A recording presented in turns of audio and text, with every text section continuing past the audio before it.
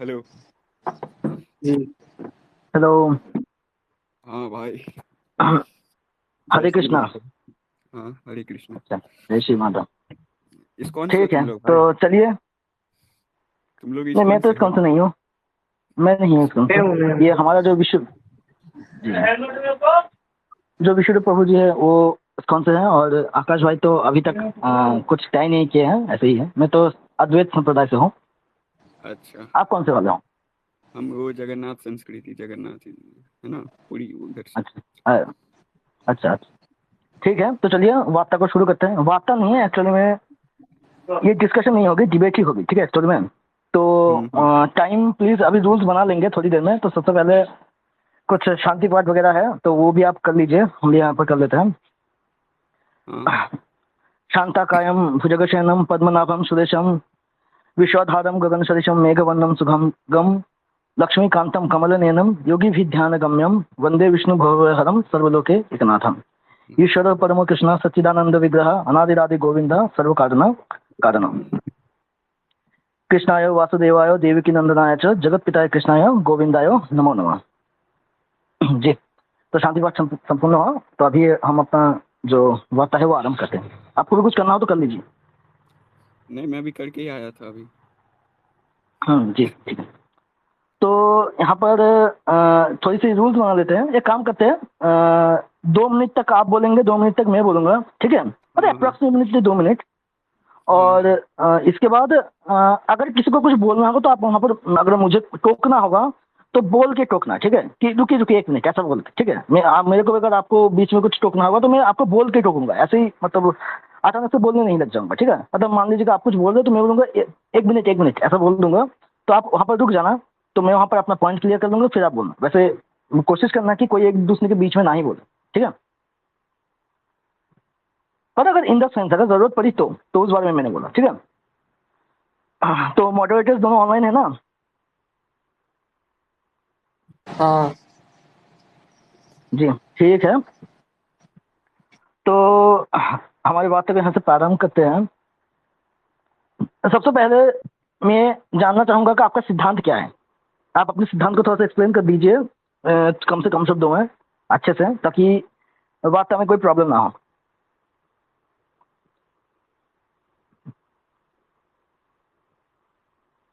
शिवेश जी। अरे थोड़ा अभी नेट चला गया था, वो आ गया आ गया।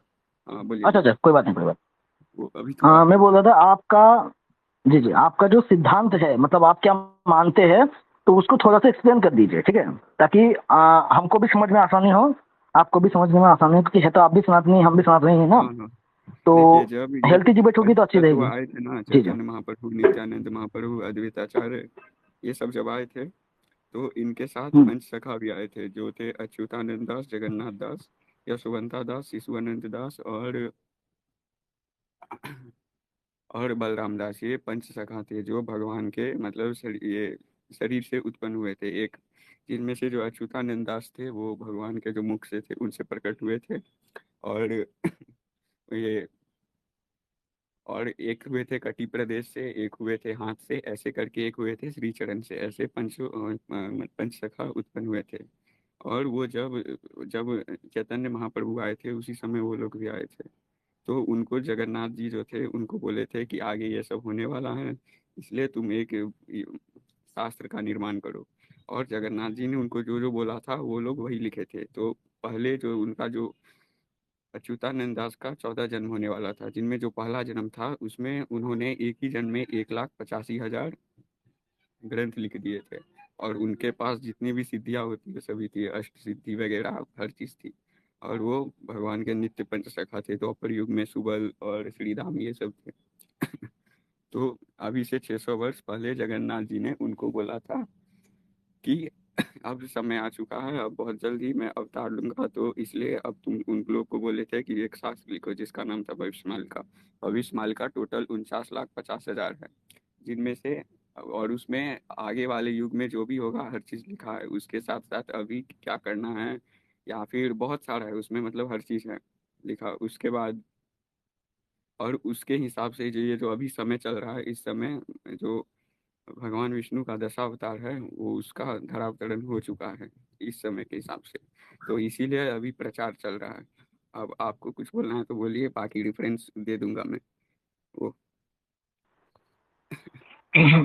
श्री राधे, समझ गया आपका कॉन्सेप्ट में, हालांकि जानता ही था पहले से।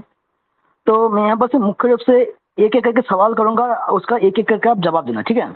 जी जी। तो पहले तो आप, जी जी, पहले आपने बोला कि वो चैतन्य महाप्रभु के समकालीन थे, ठीक है, ओके, मानता हूँ। हाँ दूसरी बात हाँ। आपने ये बोला कि जगन्नाथ महाप्रभु जो, सॉरी, जगन्नाथ जी जो थे, उन्होंने उनको ऐसा आदेश दिया था या स्वप्नादेश दिया था या उनको ऐसा बोला था हम्म, कि मैं हम्म, जल्दी अवतरित होने वाला हूँ, तो आप एक शास्त्र का निर्माण कीजिए जिसका नाम भविष्यमालिका है, ठीक है। हम्म, तो उसमें जो भविष्य में होने वाली चीज है उसका वर्णन होगा, ओके। हम्म,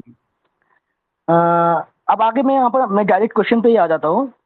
मेरा हाँ हाँ, क्वेश्चन यहाँ पूछिए। पर ये है, क्वेश्चन यहाँ पर ये है कि जैसा ये जो कॉन्सेप्ट है कि हम्म, जगन्नाथ जी ने उनको बोला था, उन्होंने एक शास्त्र का निर्माण किया जिसका नाम भविष्यमालिका था, ठीक है। हम्म, तो ऐसे ही सेम क्लेम्स, ऐसे ही सेम क्लेम्स हिंदू और या भारत में ही रहने वाले हजारों सेक्ट है, ठीक है। वो हजारों सेक्ट है, हम्म, वो अपने मुताबिक हजारों ऐसी बातें प्रचार एवरी टाइम करते हैं। एग्जाम्पल क्या है, रामपाल वालों का ही ले हम्म, लो। वो लोग तो बोलते हैं कि हम तो रामपाल के ही अवतार हैं, ठीक है।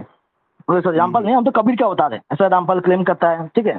तो हाँ हाँ, इसी के उसका साथ देखा कुछ हूँ। और भी, हाँ, छोटे मोटे और भी संस्थाएं हैं, कुछ बड़े बड़े भी है, ठीक है, जो उल्टी सीधी हरकतें करते हैं, जैसे कि ब्रह्म कुमारी वालों का ले लो, वो लोग तो पता नहीं अपना खुद ही चला रहे हैं, ठीक है। हम्म, तो मेरा कहने का मतलब ये है कि कोई भी जो ज्ञान है जो आप मान रहे हैं या कोई भी शास्त्र जो है आप मान रहे हैं, ठीक है, तो उस चीज का हम्म, आधार, आप किस आधार पर उस चीज को मान रहे हैं। फॉर एन एग्जाम्पल, हम जो भी शास्त्र मानते हैं हमारे सनातन धर्म में, मेरी या जो ये जो मेरे जो भी मित्र लोग हैं, तो ये लोग जो भी शास्त्र को मानते हैं वो संपूर्ण रूप से वैदिक होता है और संपूर्ण गुरु शिष्य परंपरा से प्राप्त होता है, उसकी हाँ ऑथेंटिसिटी तो मतलब प्रमाण मैं दे इसलिए रहा हूँ हमको आपको, मालूम होती है।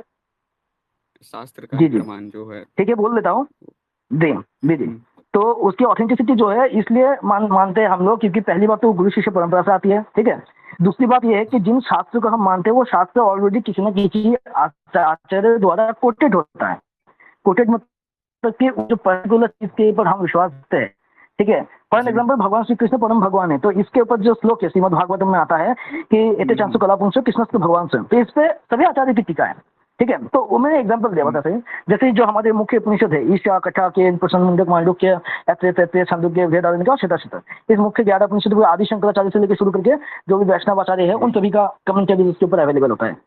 तो मेरा यहाँ पर सवाल यहाँ पर ये था कि ये जो भविष्य मालिका है, भविष्य मालिका है जो आपने जो बोला कि क्राइटेरिया बोला कि भविष्य मालिका अब तक कैसे पहुंचा है, कि ये जो जगन्नाथ जी थे हम्म, उन्होंने उनको बोला, ठीक है, और उससे उन्होंने उस हम्म, ग्रंथ की रचना की, ठीक है। हम्म, ठीक वैसे ही हमारे जो बाकी शास्त्र हैं वो भी किसी न किसी तरह से हम तक पहुंचे। जैसे कि वेद का अगर हम ले लेंगे तो वो 4 ऋषि थे शुरुआत में, अग्नि, वायु, आदित्य और अंगिरा, तो उन्होंने वेद के कंपन को महसूस किया था, ठीक है। तो वहां से गुरु शिष्य परंपरा हम्म, के थ्रू वेद हमारे पास पहुंचे।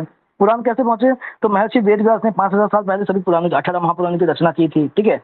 कुछ पुराण उसके पहले से युग से चले आ रहे थे, कुछ पुराणों की रचना वेद व्यास ने उस टाइम पे की थी, ठीक है। तो ऐसे ही शास्त्र जो है किसी न किसी क्रम में हम तक पहुंचे हैं, ठीक है। अब हम क्रम में पहुंचे हैं, हम ये कैसे क्यों मानते हैं, क्योंकि हमें जो, मतलब वेद की बात कर लेता हूँ, हमें जो आचार्य या जिस गुरु परंपरा से हमको वेद मिल रहे हैं, ठीक है, वो गुरु परंपरा से, क्योंकि हमको वेद पे विश्वास है, हम देखो कृष्ण को भगवान क्यों मानते हैं या विष्णु को भगवान क्यों मानते हैं, क्योंकि हमें वो वेद कह रहा है या हमारे शास्त्र कह रहे हैं, है कि नहीं, चीज को समझिए।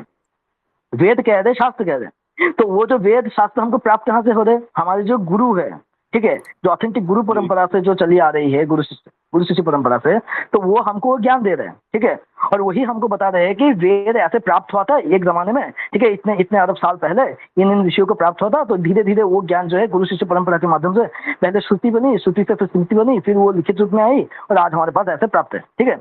तो वो ना ही वो जिस ग्रंथ के आधार पे हम कृष्ण को या विष्णु को या जो भी अलग अलग जो संप्रदाय, जो शिव जी को या जिसको जिस देव मानता है, तो जिन जिन भगवान की हम उपासना करते हैं या जिन भी डेटी से हम उपासना करते हैं, उनका वर्णन जिस ग्रंथ में आता है, तो उस पर अगर हम बिलीव कर दे तो वो ग्रंथ कैसे आया, हमें इस पे भी बिलीव करना होता है कि नहीं, कि वो जी ग्रंथ जी का जी। आने का क्राइटेरिया कैसा होता है। हम्म, तो इसका मतलब ये हुआ कि कोई भी ऐसा ग्रंथ है, ठीक है, जो भी ग्रंथ है जो उस मूल जो ग्रंथ है उसके अगेंस्ट में जाता है, ठीक है, तो उस चीज को हम तब प्रामाणिक नहीं मानते। क्यों, अगर मान लेते पुराण में कोई ऐसा श्लोक है जो वेद के अगेंस्ट जा रहा है, ठीक है, जो श्रुति के अगेंस्ट जा रहा है, तो उस चीज को हम वहां पर ग्रहण यज्ञ नहीं कर सकते, हम एक्सेप्ट नहीं कर सकते। इसका मेंशन आदिगुरु शंकराचार्य ने भगवत गीता के 18.66 में भी किया है कि कोई भी मतलब अगर श्रुति है, हजार श्रुतियां भी अगर कहती है कि अग्नि ठंडा है और अप्रकाशक है, ठीक है, तो वो वहां पर ग्रहण यज्ञ नहीं होगा। क्यों? क्योंकि वो मूल तर्क और मूल श्रुति के विरुद्ध जा रहा है, ठीक है। तो मूल तर्क और मूल श्रुति, ये दोनों चीजें हमें ध्यान में रखनी होगी कि मूल श्रुति और मूल तर्क क्या कहता है, ठीक है, यानी बेसिक सिद्धांत क्या कहता है। अगर कोई भी चीज अचानक से कहीं पे प्रकट हो जा रही है और वो बोलता है कि नहीं ऐसा तो कुछ था ही नहीं, ऐसा था। फॉर एग्जाम्पल मैं रामपाल वालों का ही लेता हूँ। रामपाल वाले आज से 150-200 साल पहले आए थे, ठीक है, उनका जो कॉन्सेप्ट शुरू हुआ था उसके बाद तो ये रामपाल वाले तो मतलब खुद को अवतार घोषित किया, तो कुछ ही टाइम पहले की बात है। पर उनका जो कॉन्सेप्ट था 150 या 100 साल पहले, 150-200 साल पहले, तो कबीर नाम के किसी भी प्राणी का कोई अस्तित्व नहीं था। अस्तित्व किस लिए था कि कबीर एक राम भक्त थे, रामानंद संप्रदाय से जुड़े थे, बस इतना ही उनका अस्तित्व था। उससे पहले तक उनको ईश्वर नाम से कोई नहीं पूछता था कि कबीर ईश्वर है, कबीर परमेश्वर है, ऐसा कोई नहीं मानता था। और जो पूरा कॉन्सेप्ट है कबीर के सृष्टि निर्माण का, क्रिएशन का, तो वो सब भी कोई नहीं मानता था, ठीक है। पर अचानक से एक संस्था प्रकट हो गई जो क्लेम करने लगा कि ये जो है कबीर जो है भगवान है, ठीक है, और वो वेद का प्रमाण दे रहे हैं। अब मेरा यहाँ पर सवाल ये रहता है कि कबीर वालों जो जिस वेद का प्रमाण दे रहे हैं वो वेद उनको प्राप्त कहाँ से हुए? ऑफकोर्स उनको किसी न किसी गुरु से प्राप्त हुए होंगे, उनके पूर्वाचार्य। तो क्या उनके उनके किसी पूर्वाचार्य ने उनके किसी पूर्वाचार्य ने क्या इस चीज को मेंशन किया था कि कबीर भगवान है? ऑफकोर्स नहीं किया था। तो उस आधार पे हम उस चीज को रिजेक्ट करते हैं कि भाई आप जो बोल रहे हो आपके पूर्वाचार्य से मैच नहीं करता है। तो आपने एक तरह से गुरु जो ही क्या है, या आपने अपने मन से कोई सिद्धांत को प्रकट कर दिया। वो लोग भी ऐसे तर्क देते हैं, जैसे आपने बोला कि जगन्नाथ जी ने उनको ज्ञान दे दिया, तो वैसे ही वो लोग भी बोलते हैं कि स्वयं कबीर भगवान ने उनको ज्ञान दे दिया, और उसके प्रमाण में वेद के मंत्र का प्रमाण भी देते हैं, जो ऑफकोर्स भी फर्जी है क्योंकि उनके दिमाग में ऑलरेडी कर चुका हूँ जो भी है। तो वो लोग ऐसे ऐसे क्लेम्स करते हैं। मैं एग्जांपल इसीलिए दिया क्योंकि सिर्फ आप लोग ऐसा नहीं हो कि आप लोग जो एक मान्यता को मान रहे हो, ठीक है, ऐसे बहुत सारे लोग हैं जो इस मान्यता को मानते हैं। फॉर एन एग्जाम्पल, से पहले कोई भी संप्रदाय मूर्ति पूजा का विरोध नहीं करता था। अचानक से एक ऐसा संप्रदाय प्रकट हो गया जो बोलता है कि वेद में तो मूर्ति पूजा है ही नहीं, हालांकि वो भी है, पूजा भी वेद में है, ठीक है, प्राण प्रतिष्ठा भी वेद में है। तो आर्य समाज अचानक से प्रकट हो गए। तो हमें एक साधारण से कॉन्सेप्ट क्या पता चल रहा है कि आर्य समाज से पहले का हिंदुइज्म नहीं था। अफकोर्स था कि उस टाइम पे क्या हिंदुइज्म का कॉन्सेप्ट किसके पास नहीं जान पाता? हाँ, किसके पास जानना? तो दैव के गुरु कौन थे, तो हमें वो देखना पड़ता है। फिर दैव सरस्वती के गुरु कौन थे, वो देखना पड़ता है कि उनको वेद और शास्त्र प्राप्त हो गए हैं। तो वो जो मान्यता वो लोग मान रहे हैं, क्या वही मान्यता उनके गुरु मानते थे? अगर नहीं मानते थे तो सिंपल से उन्होंने खुद का कोई मान्यता, खुद का कोई परंपरावादी मान्यता प्रकट कर दिया। अब मेरा यहाँ पर सवाल यहाँ पर यह है कि आप जो चीज मान रहे हो, ठीक है, क्या इस चीज का कहीं पर भी आपको कोई शास्त्र प्रमाण है कि ऐसा कुछ भी घटित हुआ था, या ऐसा कुछ भी हुआ था, या फिर आप बस अपने भक्ति भाव के आधार पर इस चीज को मान रहे हो कि हाँ ऐसा हुआ था, या आपको किसी आपके गुरु ने ऐसा बताया है, या आपको अचानक से पता चल गया? मतलब आप ये पूछना चाहते हो कि किसी और शास्त्र में जैसे भागवत जी ये सब है, इसमें क्या मतलब जो अभी होने वाला जो लिखा है ये ना? नहीं, वो नहीं पूछा मैंने। बोला कि भविष्य मालिका को लेकर आपका जो कॉन्सेप्ट है कि ऐसे ऐसे भविष्य मालिका ऋषि जो संत अच्युतानंद जी थे उन्हीं उन्हीं को प्राप्त हुआ था ना? जी जी जी, जी, मतलब तो उन्होंने उनको लिखा जो था प्राप्त हुआ था वो, त्रिकाल हाँ, जो दर्शी थे। जी जी वही जो भी है, जी त्रिकालदर्शी थे संत अच्युतानंद जी। तो उन्होंने जो भविष्य मालिका प्राप्त किया था, ये उन्होंने जो लिखा था, ठीक है, हम्म। तो उन्होंने जो लिखा था वो लिखने का ये जो मतलब ये जो कॉन्सेप्ट है ना, ये कि जगन्नाथ जी ने उनको ऐसा बोला, तो ये चीज का कहीं पे शास्त्र में मेंशन है कि हाँ भविष्य में एक ऐसा बताते टाइम बताते आएगा? बताते हैं, जो जब जी जी चैतन्य महाप्रभु थे ना, तो वहाँ वो 1.5 दिन तक उनसे मिले थे, वहाँ पे अच्युतानंद दास उनसे मिले थे। तब उन्होंने उनको दीक्षा दी थी, उनके गुरु चैतन्य महाप्रभु ही थे। और बोले थे अभी से तुम 13 जन्म मालिका लिखो, और उसके बाद जो 14 जन्म होगा उसमें मैं कल की रूप में आऊंगा, उसके बाद मेरा और तुम्हारा मिलन होगा। तब जो अच्युतानंद दास ने बोला था कि ये 13 जन्म अब मुझे 13 युग के बराबर लगेंगे आपके बिना। और चैतन्य चरितामृत है ना, ओके। उसमें अच्युतानंद दास का मेंशन है एक जगह, वो मैं सेंड कर दूंगा स्क्रीनशॉट। जी, अब मैं बोलता हूँ। चैतन्य अच्युतानंद जी, चैतन्य चैतन्य में जो अच्युतानंद है वो शिवाजी, एक्चुअली अद्वैताचार्य जो है उनका बेटा है। अच्छा मैं बात कर लेता हूँ। शिवाय तुम थोड़ा सा म्यूट कर लो, हम्म। मैं बात कर लेता हूँ। जी। तो जी, मैं बोल रहा था कि अच्युतानंद जी का मान लेते हैं कि मेंशनड है, ठीक है, और होने में कोई आश्चर्य बात भी नहीं है, ठीक है, कि वो चैतन्य महाप्रभु से मिले थे, तो और मेंशन हो भी जाए तो कोई गजब की बात नहीं है। पर आपने यहाँ पर एक बात मेंशन किया कि उन्होंने चैतन्य महाप्रभु से दीक्षा ली थी, राइट? हम्म। चैतन्य चरितामृत में साफ साफ मेंशन जाता है कि चैतन्य महाप्रभु जहाँ पर मेंशन कर रहे हैं कि कलयुग 4,32,000 सालों का है, उनमें से बस 5,000 साल ही व्यतीत हुआ है। और ये भी लिखा है कि पृथ्वी ते आछे जत नगर अधिग्राम सर्वत्र प्रचार हुए मोर नाम। तो ये चैतन्य भागवत का ये जो श्लोक है, तो ये श्लोक में वो साफ साफ मेंशन कर रहे हैं कि अभी तो 10,000 वर्ष जो कलयुग का आने वाला है, उसमें मैं जो हरिनाम संकीर्तन का प्रचार करूंगा 10,000 वर्षों तक वही प्रचार होगा, और ये गोल्डन एज ऑफ कलयुगा के नाम से जाना जाएगा। ठीक है, तो 4,32,000 साल का उन्होंने चैतन्य महाप्रभु ने मेंशन कर दिया है, तो उन्हीं से दीक्षा लिया था अच्युतानंद जी ने। तो अच्युतानंद जी जो चैतन्य महाप्रभु के शिष्य थे, एक तरफ से अगर वो मान रहे हो, तो उन्होंने अपने गुरु का ही सिद्धांत का खंडन कर दिया एक तरह से। तो जो गुरु का सिद्धांत का खंडन कर दे तो वो तो गुरुद्रोही सिद्ध हो गए। अरे पर जो चैतन्य महाप्रभु ने बोला था उनको कि 13 जन्म तुम्हारा होगा और उसके बाद मैं अवतार लूंगा, तो उसमें 14 जन्म में मैं तुमसे मिलूंगा, जो कि ये अभी का समय प्रेजेंट टाइम। और बाकी जो अभी एंड होगा कि नहीं, इसका प्रमाण मैं आपको देता हूँ। बोलो। ठीक है, वो प्रमाण आप सेंड कर दीजिए, उस पर बात करेंगे। तब तक थोड़ी सी वैचारिक चर्चा कर लेते हैं तब तक, ठीक है? आप प्रमाण सेंड कर दीजिए, उस पर भी बात करेंगे, ठीक है? मेरा, जैसे कि मैं आदिगुरु शंकराचार्य का फॉलोअर हूँ। आदिगुरु शंकराचार्य ने जो अद्वैत सिद्धांत दिया था, ठीक है, उन्होंने स्पष्ट रूप से ब्रह्म जगत और आत्मा में अभेद माना है, एकत्व तो माना है, ठीक है? तो अगर मैं अचानक से आ जाऊँ और मैं बोलूँ कि नहीं नहीं नहीं, जगत जो है वो तो अलग चीज है, वो तो ईश्वर तो जगत बनता ही नहीं है, तो अगर मैं अचानक से कोई ऐसा सिद्धांत दे दूँ, तो अगर मैं कहूँ कि मैं तो देखो मैं तो आदि शंकराचार्य का फॉलोअर हूँ, पर मैं ये बोल रहा हूँ, तब मेरी मान्यताएं ग्रहण नहीं किया जाएगा। क्यों? कि तब मेरी जो मूल मान्यता है, मेरी जो गुरु की मान्यता है, अगर मेरी मान्यता उनसे कॉन्ट्रडिक्ट करती है, तो मेरी मान्यता का मूल नहीं माना जाएगा। ठीक वैसे ही अगर अच्युतानंद जी जो आप बोल रहे हैं, ठीक है, आपका क्लेम के अनुसार बोल रहा हूँ कि अच्युतानंद जी ने ही बोला है ना कि दुनिया खत्म होने वाली, कलयुग खत्म होने वाला है। तो चैतन्य महाप्रभु के अगर वो शिष्य रहे थे, अगर चैतन्य महाप्रभु ने साफ साफ मेंशन किया है कि कलयुग जो है वो खत्म, सॉरी, कलयुग जो है वो 4,32,000 सालों का है, और 10,000 सालों तक, 10,000 वर्षों तक हरिनाम संकीर्तन का प्रचार होगा, भक्ति मार्ग का आंदोलन होगा, और गोल्डन एज ऑफ कलयुग के नाम से जाना जाएगा, ठीक है, स्वर्ण कलयुग के नाम से जाना जाएगा। तो अपने ही गुरु का जो विरोध करते हैं अच्युतानंद जी, नो डाउट चैतन्य महाप्रभु ने उनकी तारीफ की होगी, पर चैतन्य महाप्रभु की तारीफ कर देने से वो शख्स, वो जो संत है, अगर उन्होंने गुरु के द्रोह में कोई बात कर दी, तो वो तो गुरु ही वहां पर सिद्ध हो जाते हैं ना, तो वो उनकी बातें वहां पर मान्य नहीं की जाएंगी। फॉर अरे पर एग्जाम्पल, एग्जाम्पल दे देता हूँ इस चीज का कि आपके टीचर, मैं एग्जांपल दे देता हूँ, ठीक है? मान लीजिए कि आप 8वीं कक्षा में पढ़ते हो, आपके 8वीं कक्षा में पढ़ते हो या 9वीं 10वीं कक्षा में पढ़ते हो, आपको आपके टीचर ने जो है ट्रिगोनोमेट्री सिखाया है, ठीक है?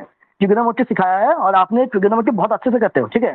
तो आपके टीचर ने आपकी तारीफ की है बहुत अच्छी, कि ये जो शिवेश जी है वो बहुत अच्छा ट्रिगोनोमेट्री कर सकते हैं, उनको साइन थीटा कॉस थीटा का जो फॉर्मूला है वो बहुत अच्छे से आता है, और वो सब कुछ कर सकते हैं। ट्रिगोनोमेट्री के जो हायर लेवल की 11 12 और जो PhD लेवल की चीजें वो भी आप सॉल्व कर सकते हो। पर आप वहां पर क्या करते हो, आप कुछ चीजें हैं, ठीक है, जो आपको पसंद नहीं आ रही, तो आप वहां से अपना खुद का मतलब एक फॉर्मूला ला देते हो जिस फॉर्मूला का कोई आधार नहीं है। आप बोलते हो कि मेरी मर्जी में अपना फॉर्मूला यूज कर रहा हूँ। तो ऐसा नहीं है कि आप अपने गुरु को पूरा रिजेक्ट कर रहे हो, आप अपने टीचर को पूरा रिजेक्ट कर रहे हो। आप एक पोर्शन ऐसा कर रहे हो, एक पोर्शन ऐसा लिख रहे हो, या एक ऐसे फॉर्मूला से मैथमेटिक्स को सॉल्व कर रहे हो जो कि एग्जिस्ट ही नहीं करता, वो आप अपने खुद के मन से बना रहे हो। तो क्या वहां पर जो आपका एग्जामिनर जो होगा, तो क्या ये बोलेगा क्योंकि ये इस वाले टीचर के पास पढ़ा था, तो इसलिए अगर इसने मैथ गलत भी क्या होगा तो इसको हम फुल मार्क्स देंगे? क्या वो ऐसा बोलेगा? ऑफकोर्स नहीं। वो बोलेगा, वो टीचर उसका कोई भी रहा हो, अगर उस टीचर के कही हुई बातों को अगर एज इट इज अप्लाई नहीं करेगा अपने एग्जाम के खाता में या एग्जाम के नोट में, तो हम उसको फुल नंबर कैसे देंगे? वो सिंपली यही बोलेगा। तो अगर अच्युतानंद जी चैतन्य महाप्रभु के शिष्य थे एज पर आपके सिद्धांत, तो आपको तो चैतन्य महाप्रभु के सिद्धांत उनसे कॉन्ट्रडिक्ट नहीं करने चाहिए। हाँ, अगर आप बोलते हो कि कुछ कुछ चीजों में उन्होंने खुद से कुछ भक्ति मार्ग की चीजें ऐड की, तो वो माना जा सकता है कि उन्होंने कुछ चीजें भक्ति मार्ग की तरफ से अपने तरफ से मतलब मॉडरेट किया, वो माने जा सकते हैं। पर पूरा का पूरा सिद्धांत ही बदल देना, और ये 4,32,000 सालों का सिद्धांत चैतन्य महाप्रभु का नहीं है, ये चैतन्य महाप्रभु का सिर्फ ऐसा नहीं है। बल्लभाचार्य, निम्बकाचार्य, आदिगुरु शंकराचार्य, माधवाचार्य, रामानुजाचार्य, शैवाचार्य, श्रीकंठाचार्य से लेकर शुरू करके 7 जितने आचार्य है, कोई नहीं बोलेगा कि कलयुग जो है वो खत्म होने वाला है, ठीक है? कलयुग जो खत्म होने वाला है ऐसा कोई नहीं बोलेगा, ठीक है? आप लोग मानते हो, किस आधार पे मानते हो? भविष्य मालिका के आधार पे मानते हो, है ना? तो सबसे पहले आप रेफरेंस सेंड कर दीजिए, उसके बाद ये भविष्य मालिका पे हम थोड़ी देर चर्चा करेंगे। मतलब अरे एक मिनट, फिर से थोड़ा बतलाइए, मतलब हल्का हल्का फिर से क्या पूछना है अभी, मतलब हल्का, वो थोड़ा नेटवर्क कट गया था। आप एक काम कीजिए, देखिए, ठीक है, मैं फिर से बोल देता हूँ, कोई बात नहीं। मेरा मतलब था कि अगर कोई एक शिष्य है जो अपने गुरु के विरोध में कोई बात बोलता है, नो डाउट वो शिष्य कितना ही महान हो, पर उसकी जो बात गुरु के अगेंस्ट में जाएगी वो बात उसकी माननी नहीं होगी। तो अगर मान भी लेते हैं चैतन्य महाप्रभु ने जो अच्युतानंद जी का जो तारीफ किया था या उनको लेके ये सब बातें बोली थी कि आप जो है इतने महान हो या जो भी आपने बोला, तो वो बातें हमको मानने हैं, हमको उसमें कोई प्रॉब्लम नहीं। पर जिस जगह पे वो चैतन्य महाप्रभु को कॉन्ट्रडिक्ट करेगा, हम उस जगह पे उनको नहीं मानते हैं, हम क्लेम कर सकते हैं। हम्म। अरे बट जब वो आए थे ना, तो जब उनको जगन्नाथ जी जो पहली बार उनको बोले थे कि 4,32,000 ना हो के 5,000, तो उन्होंने भी बोला था कि नहीं ऐसा नहीं होगा। तब उनको जगन्नाथ जी ने वो एक एक चीज बताया था, और वही मालिका में पूरा लिखा है, और उसका प्रमाण भी है पूरा। तो उसको जगन्नाथ जी ने बोला था, पहले तो अच्युतानंद दास ने भी बोला था कि ऐसा कैसे होगा, ये तो चार देखिए, लाख बत्तीस हजार का है। बट उनको ठीक है जगन्नाथ ठीक जी है ने बताया था फिर कि तेरा जन्म होंगे, ये होगा, और उनका एक तेरा जन्म शरण मालिका भी है, उसमें हर चीज लिखा है। ठीक है, मैं फिर से, शायद से आप मेरी क्वेश्चन समझ नहीं पाए। जगन्नाथ जी ने बोला है ये एक कॉन्सेप्ट है, ये एक मान्यता है कि आप लोग ऐसा मानते हो, ठीक है। हाँ हाँ। सिर्फ आपके मान्यता वाले ही ऐसा मानते हैं, बाकी कोई नहीं मानता, ठीक है।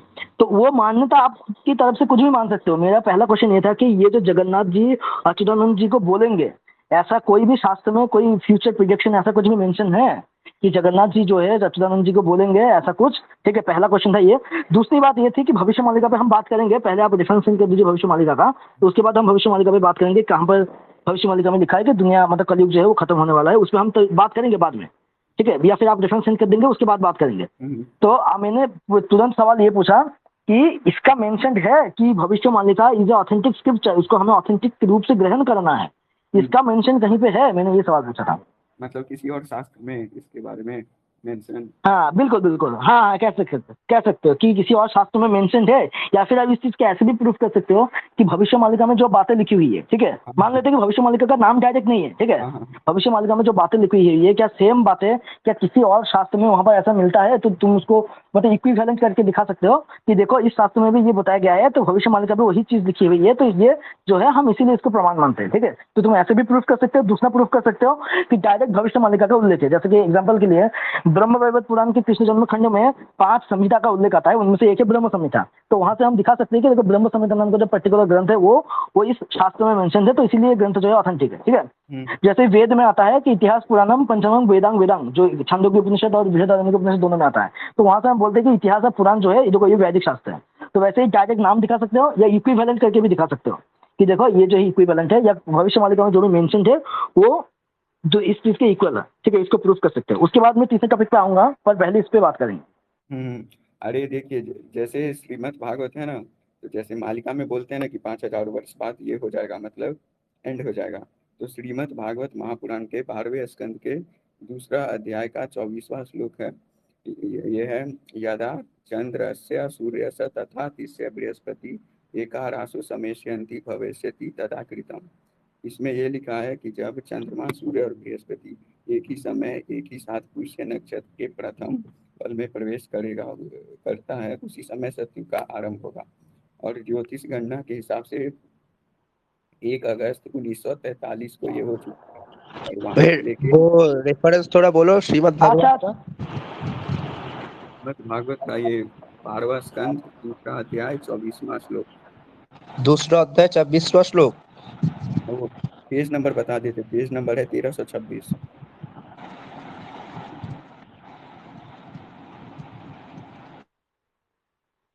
मैंने सबको म्यूट कर दिया 1 मिनट के लिए। 12.2.24।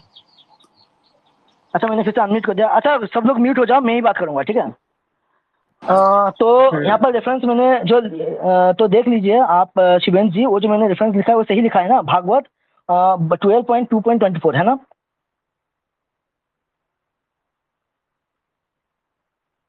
शिवेंद्र जी देख लीजिए एक बार।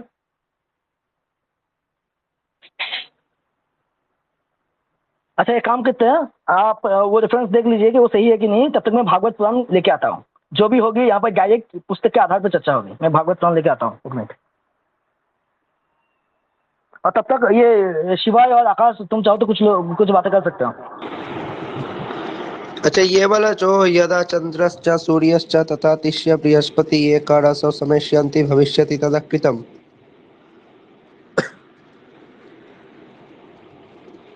हेलो।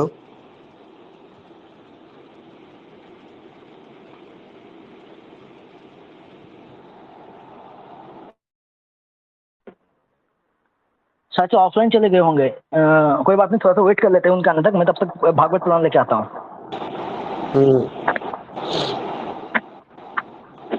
अरे अरे सदस्य तुम ये तो पूछना कि अगर कोई अगर जब बोल रहा है ना चैतन्य आपने बोला तो बोलना चैतन्य मंगल, चैतन्य भागवत और चैतन्य चैतन्य जिनसे रेफरेंस है ऑथेंटिसिटी से। लीव हो गया था, लीव हो गया। वो तो दे ही नहीं पाएंगे ना सपना में, ज्यादा मुश्किल हो जाएगा उनके लिए।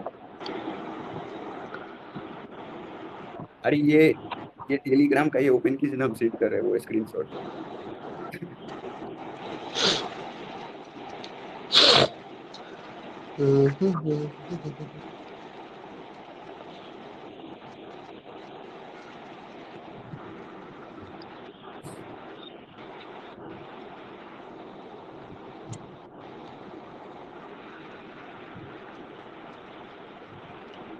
हेलो हाँ हाँ। हेलो। जी जी। हाँ।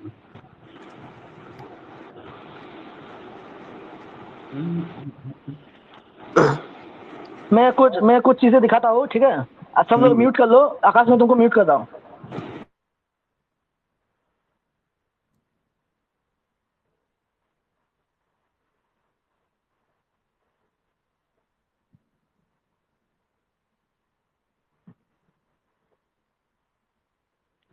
तो मेरी आवाज आ रही है कि नहीं, और पिक्चर क्लियर आ रहा है कि नहीं, बोलना, ठीक है?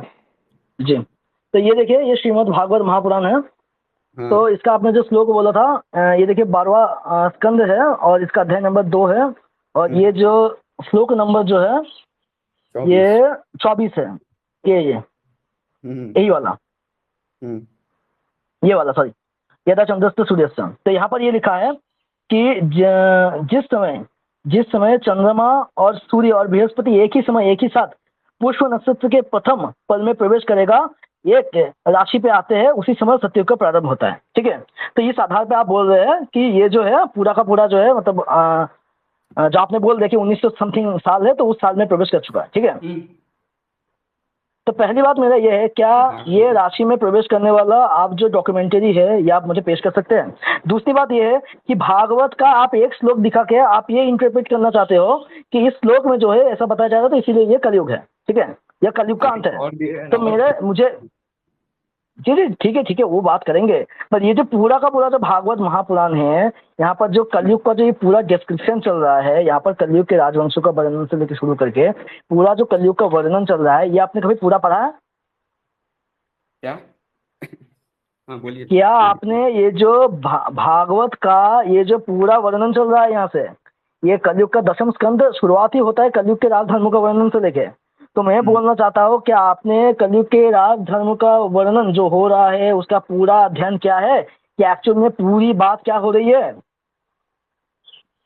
मतलब ये वो पूरा दूसरा अध्याय तो हाँ, पूरा अध्याय नहीं, पूरा का पूरा जो एक तरह से क्या कहते हैं, कैंटो तो नहीं, पूरा का पूरा जो अंश है, जो पूरा कलयुग का ही वर्णन चल रहा है यहाँ पर, कल की अवतार से लेकर शुरू करके पूरा जो कलयुग है उसका पूरा डिस्क्रिप्शन यहाँ पर दिया जा रहा है।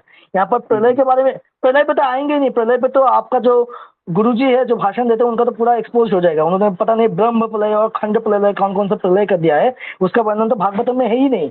4 प्रकार के प्रलय का नाम इस पूरे चैप्टर में दिया हुआ है, ठीक है? अब ये एक चैप्टर तो पढ़ने जाऊंगा, क्योंकि मैं कथावाचक तो हूं नहीं कि पूरा पढ़ने जाऊंगा, तो टाइम लगेगा, ठीक है? मैं बस सीधे सीधे बता देता हूँ, ये जो कलयुग का जो आप वर्णन बता रहे हो, इसी कलयुग के वर्णन में ही, ठीक है? मैं थोड़ा सा कैमरा को ऑफ करता हूँ। ये जो कलयुग का वर्णन है ना, ये जो श्लोक आपने उद्धृत किया है, इसी श्लोक के थोड़े ऊपर अगर आप देखेंगे तो वहां पर ये भी बताया जा रहा है कि कलयुग जो है कितने वर्षों का है, 4,32,000 साल बोला जा रहा है। वहां पर कलयुग के लक्षण क्या क्या बताया जा रहे हैं, कि उस टाइम पे जो मनुष्य होंगे उनकी आयु बहुत ज्यादा कम हो जाएगी, सिर्फ 30 वर्ष, 20 से 30 वर्ष की आयु हो जाएगी। उस समय मनुष्य का कद बहुत छोटा हो जाएगा, ठीक है? उस समय जो है पूरा पृथ्वी जो है हाहाकार मच जाएगा पूरी पृथ्वी में, ठीक है? इस टाइप के रेफरेंसेस वहां पर मिल रहे हैं। तो क्या आप उन सब बातों को मानते हो कि नहीं मानते हो? जी। तो अगर हम द्वापर युग और इसमें देखें तो हाइट तो कम हो ही चुकी है, 5 फीट हो चुका है, 5-6 फीट। और पहले मतलब 11 5 15 फीट फीट का कम सोच होना होता था। और डायरेक्ट, ठीक है, 1 मिनट में हम्म, आपको इंटरप्ट करना चाहूंगा। 5 फीट कम होना और डायरेक्ट हाइट है 20, मतलब जैसे 20 से 30 मतलब हो जाना, मतलब एकदम ही 20 से 30 इंच हो जाना एकदम। जो वहाँ पर पूरा डिस्क्रिप्शन बताया जा रहा है कलयुग का विध्वंस के बारे में जो पूरा वर्णन है, ठीक है। वहाँ पर किस टाइम, उस टाइम पे कैसा वर्णन होगा, उस टाइम पे क्या कैसे लोग होंगे, कैसे क्या होंगे, क्या वो सारी चीजें कलयुग की जो भी बताए गए हैं वो चीजें अभी के समय में एप्लीकेबल है। मतलब आपने मतलब पूरा जो चीज कॉन्टेक्ट नहीं पढ़ा है। मैं अगर श्लोक के अनुसार, सुनिए, मैं श्लोक के अनुसार दिखा इसलिए नहीं रहा हूँ भाई क्योंकि आप आपके पैर बताइए, तले मतलब जमीन क्या खिसक जाएगा, ठीक होना है। क्या है, होना क्या है इस समय, होना क्या था, सो बताइए ना। ठीक है, बताते हैं। तो कल का हम्म जो वर्णन चल रहा है, ठीक, हम्म। एक सेकंड। तो कलयुग का जो वर्णन चल रहा है तो वहां पर ये बताया जा रहा है कि जो लोग दूसरे मानने वाले, एक सेकंड आप थोड़ा सा बात कर लीजिए, मैं वो श्लोक ढूंढ लेता हूँ, एक मिनट। मैंने ग्रुप में भेज दिया, देखो। अच्छा वो भेज शिवेश दिया। भाई। हम्म। अच्छा ये वो देखिए, मैं तो ऐसे वर्णन पढ़ना अच्छा, मैं कुछ श्लोक से यहाँ पर पढ़ता हूँ। आकाश म्यूट करो।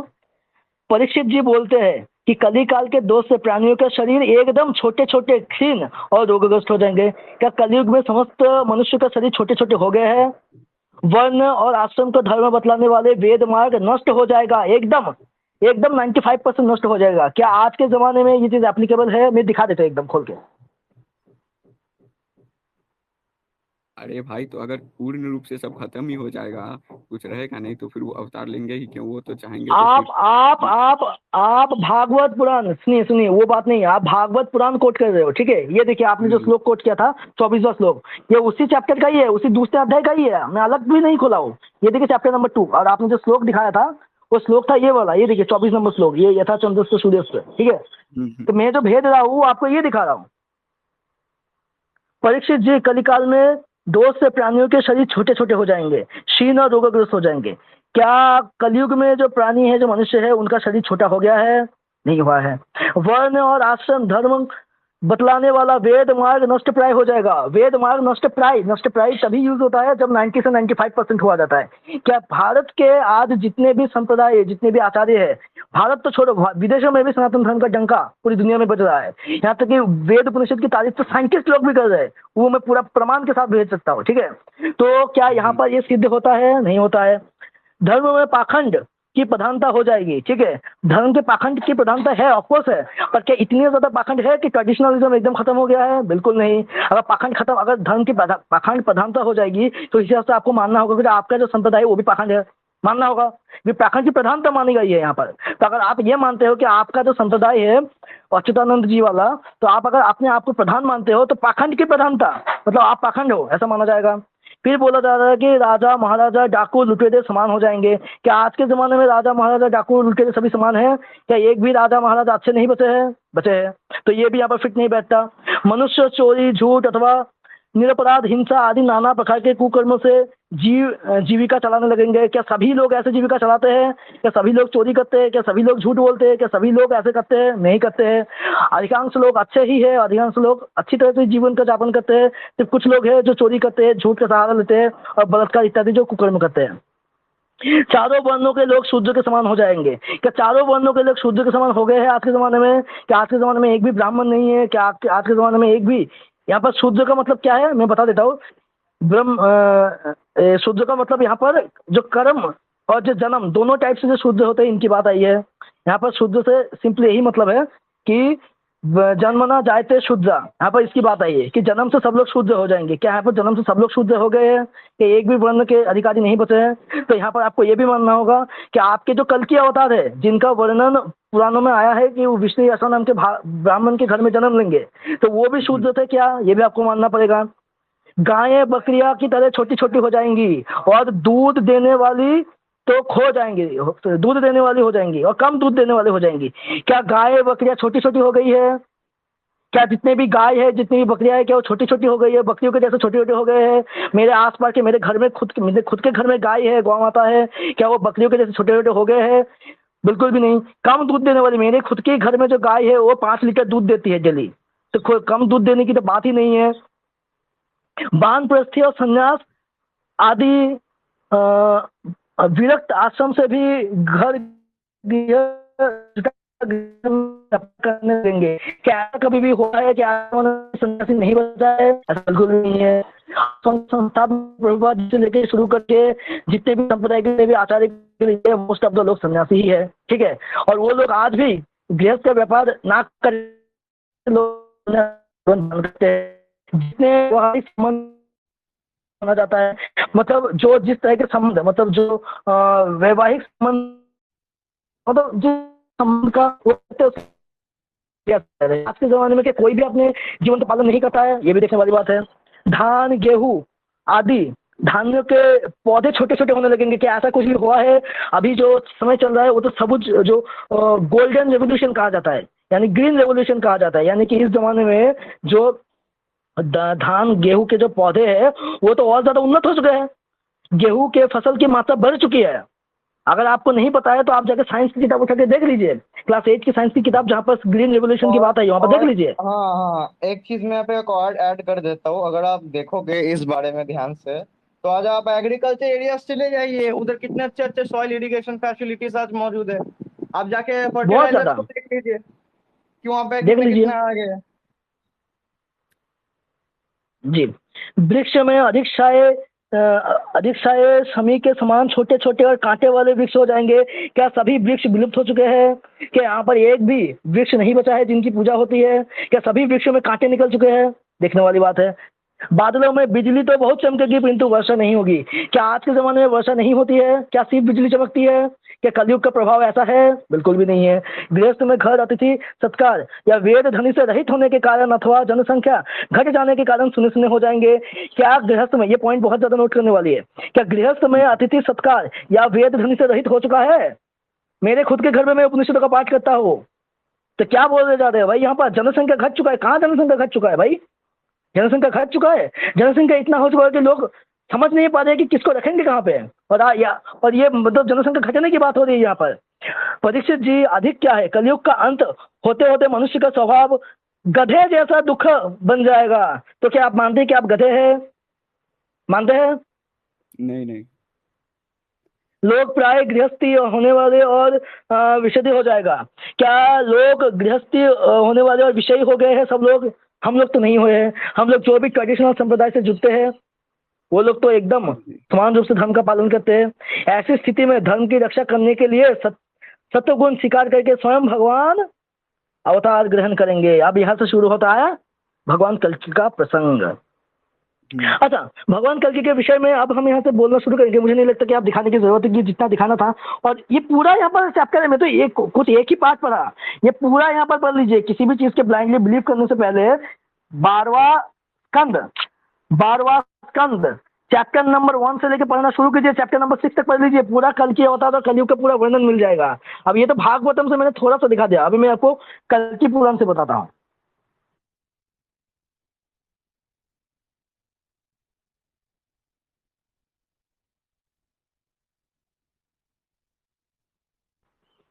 ओके, तो मेरी आवाज आ रही है? हाँ जी, आ रही है। जी। तो मैंने जितना सब प्रमाण दिखाया, ठीक है, उसके आधार पर तो ये सिद्ध हो जाता है कि कलयुग तो अभी आया नहीं। और आप जिस श्लोक की बात कर रहे हैं वो श्लोक आप जिस नक्षत्र में है उस नक्षत्र की बात हो ही नहीं है। और दूसरी बात यह है कि एक ही नक्षत्र में चीजें एक बार ही आती है। मतलब 5100 साल पहले जब भगवान श्री कृष्ण जब अवतरित हुए थे, उस टाइम की जो ग्रह का नक्षत्र था वो तो 2024 में भी बना था। तो इसका मतलब क्या 2024 में भगवान श्री कृष्ण पैदा हुए थे, प्राकट्य हुआ था? ये मुझे बताइए पहले, नहीं ऐसा हुआ था क्या? तो 2024 में भी वही नक्षत्र आया था। आप पूरा डिटेल चेक कर लीजिए कि जिस तरह से 5100 मतलब जितना वर्ष मतलब भगवान श्री कृष्ण का प्राकट्य जब हुआ था, तब जो गृहिणी नक्षत्र जब बना था वही सेम गृहिणी नक्षत्र इस बार भी बना था। तो क्या हम मान लें कि कृष्ण का जन्म इस नक्षत्र में हुआ था? बिल्कुल नहीं। ठीक, एक और एग्जाम्पल देता हूँ। भगवान राम के जन्म से संबंध में भी वाल्मीकि रामायण में, अगर आप कहें तो मैं रामायण खोल के अभी दिखा सकता हूँ। बालकांड में शुरुआत में राम का जहाँ पर जन्म होता है तो वहीं पर लिखा है कि नक्षत्र की स्थिति कौन सी है। तो वो नक्षत्र की स्थिति 7000 साल पहले भी बनी थी। वही सेम नक्षत्र की स्थिति 9 लाख साल पहले भी बनी थी। अब 9 लाख साल पहले वाला लेंगे कि 7000 साल पहले वाला लेंगे? ऑफकोर्स 9 लाख साल वाला लेंगे, क्योंकि वहां पर ये नहीं बताया जा रहा है कि इतने साल बाद जो स्थिति होगी उसी को एग्जाम्पल के लिए मान लेते हैं। यहाँ पर ये बोला जा रहा है कि उस टाइम पे ग्रह की स्थिति ऐसी होगी। क्या ग्रह की स्थिति एक ही बार ऐसे डायरेक्शन में आती है? नहीं, ऑफकोर्स नहीं। वो बार बार रोटेट होती रहती है। अगर हम बोल देते हैं कि रात के 12 बजे भगवान श्री कृष्ण का जन्म होता है, इसका मतलब कि हर दिन रात के 12 बजे भगवान श्री कृष्ण का जन्म होता है? नहीं ना। उसी नक्षत्र भी रेवोल्यूट करते हैं, नक्षत्र भी रेवोल्यूट करते हैं, तो उसी तरह से जो भी नक्षत्र वगैरह जो भी चीजें है वो भी रेवोल्यूट करते हैं।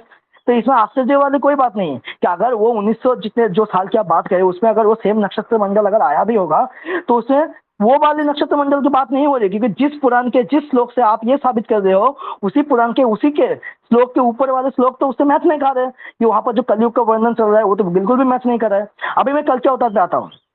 आपने हम्म, बोला कि कल के अवतार हो चुका है, ठीक है, तो हम्म। मैं आपसे अब आप अपना कंक्लूजन दीजिए कि कल के अवतार कौन है और वो मतलब क्या किस क्राइटेरिया से आपने उनको कल के अवतार माना है, आप ये थोड़ा सा बता दीजिए। हाँ मतलब वो अभी वो कहाँ है बता कल की रखा है। अवतार? हाँ, देखो मालिका जी में जी वैसे ही मालिका में कुछ। लिखा है कि जो कल के अवतार होंगे वो ब्राह्मण ब्राह्मण यश मतलब विष्णु यश गान करने वाले एक ब्राह्मण के घर में जन्म लेंगे। और वो एक संबल संबल में जन्म लेंगे। अब संबल कहाँ है? संबल है संयुक्त संबल, जहाँ उड़ीसा में, जहाँ हरिहर क्षेत्र है और जहाँ ये वृद्ध गंगा बहती है। और वहाँ पे जहाँ माता बिरजा का स्थान है वहीं होगा। उसके बाद उनके घर के बाहर एक पद्म पोखर होगा और एक अरुण स्तंभ होगा, वो भी लिखा है। उसके बाद जहाँ तक उनके घर के आगे जो फूल होगा ना, वो तक लिखा है, वो सब मैच किया है।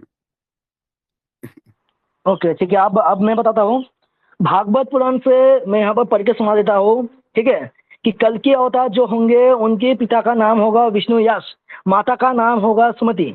आप जिनको कल के अवतार नहीं, मानते हो विष्णु क्या यश उनके मतलब पिता जो का नाम? विष्णु का यश गान गाएंगे, मतलब यश गान गाएंगे, वो है बिल्कुल उसका भी नहीं, मतलब। बिल्कुल बिल्कुल भी नहीं है, बिल्कुल भी अच्छा नहीं, ऐसे अच्छा, ऐसे एक ऐसे नहीं मिनट एक चलता है। मिनट, मैं थोड़ा एक मिनट एक चीज बोलना चाहता हूँ कि ये जो कल जी की जी। अवतार अभी जन्म ले चुका है, ये कहाँ है? हरिहर क्षेत्र पुरी में, नहीं, जाजपुर संबलपुर ग्राम में? अच्छा संबलपुर। उस पर, अच्छा जाजपुर। उसमें हाँ मैं वहां बात कर पर, लूंगा आकाश मतलब भाई। वहां पर कहाँ है? मतलब मैं गया था 2 महीने पहले पूरी, वहां पर कहाँ है? मतलब मुझे देखा नहीं। खंडगिरी है ना, अच्छा खंडगिरी है ठीक है। ना, खंडगिरी के पास एक जगह है बारह बाटी, वहीं पे लिखा है साफ साफ कि जन्म तो लेंगे वो अच्छा वहाँ संबलपुर में, पर बाल अवस्था के बाद वो बारह बाटी जाएंगे, वो एक जगह है खंडगिरी में। अच्छा ठीक है ठीक है, अब शायद आकाश भाई आप क्वेश्चन मत करना, अब मैं बात करूंगा, ठीक है। मेरा सबसे पहला सवाल ये है कि यहाँ पर लिखा है कि कल के अवतार के पिता का नाम जो होगा वो विष्णु यश होगा, ठीक है।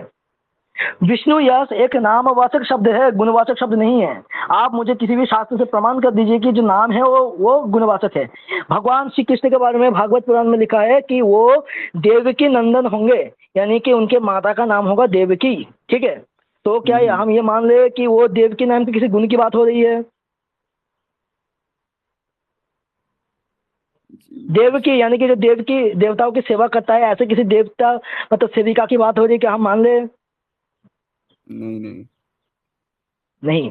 तो मुझे एक बात बताइए, विष्णु यश जो शब्द है वो विष्णु और यश, यश का मतलब आपने बोला कि कीर्ति या समृद्धि या गुणगान करना जो भी है, ठीक है। हम्म। तो मुझे एक बात बताइए कि विष्णु यश जो नाम है वो भगवान कल्कि के पिता का प्रॉपर नाम बताया गया है, ना कि गुणवाचक। भगवान कल्कि के माता का नाम, भगवान कल्कि के पिता का नाम, इवन भगवान कल्कि के जो 4 भाई होंगे उनका भी नाम बताया गया है, ठीक है।